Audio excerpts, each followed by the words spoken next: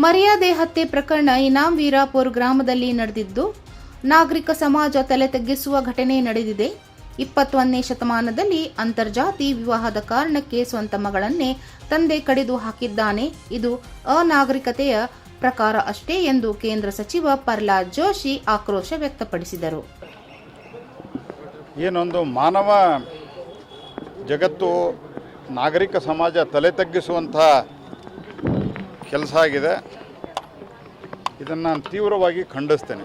ನಗರದ ವಿವೇಕಾನಂದ ಆಸ್ಪತ್ರೆಯಲ್ಲಿ ಚಿಕಿತ್ಸೆ ಪಡೆಯುತ್ತಿರುವ ವಿವೇಕಾನಂದ್ ದೊಡ್ಡಮನಿ ಕುಟುಂಬದವರ ಆರೋಗ್ಯ ವಿಚಾರಿಸಿ ಮಾಧ್ಯಮದವರೊಂದಿಗೆ ಮಾತನಾಡಿದ ಅವರು, ರಾಜ್ಯ ಸರ್ಕಾರ ಇದನ್ನು ಗಂಭೀರವಾಗಿ ಪರಿಗಣಿಸಬೇಕು, ತನಿಖೆಯನ್ನು ತೀವ್ರಗೊಳಿಸಬೇಕು, ಕುಟುಂಬಕ್ಕೆ ಸರ್ಕಾರ ಹೆಚ್ಚಿನ ಪರಿಹಾರ ನೀಡಬೇಕು ಎಂದು ಆಗ್ರಹಿಸಿದರು.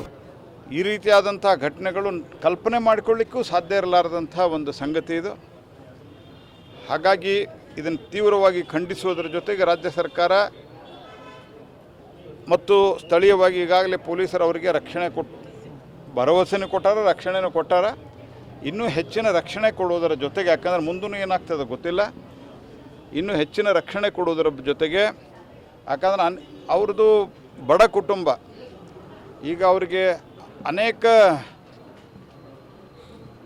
ತಿಂಗಳುಗಟ್ಟಲೆ ವರ್ಷಗಟ್ಟಲೆ ಅವರು ಭಯದಲ್ಲಿ ಬದುಕಬೇಕಾದಂಥ ಸ್ಥಿತಿ ಇರೋದ್ರಿಂದ ದೊಡ್ಡ ಮೊತ್ತದ ಪರಿಹಾರವನ್ನು ಒದಗಿಸಿ ರಕ್ಷಣೆಯನ್ನು ಕೊಡಬೇಕು ಮತ್ತು ಮುಖ್ಯಮಂತ್ರಿಗಳು ಇದರ ಬಗ್ಗೆ ಬಾಯಿ ಬಿಡಬೇಕು ಅಂತ ನಾನು ಆಗ್ರಹಿಸ್ತೇನೆ. ಈ ಸಂದರ್ಭದಲ್ಲಿ ದಲಿತ ವಿಮೋಚನಾ ಸದಸ್ಯರು ಈ ಸಂದರ್ಭದಲ್ಲಿ ಸಚಿವರೊಂದಿಗೆ ಹಾಜರಾಗಿದ್ದರು. 9 ಲೈವ್ ನ್ಯೂಸ್, ಹುಬ್ಬಳ್ಳಿ.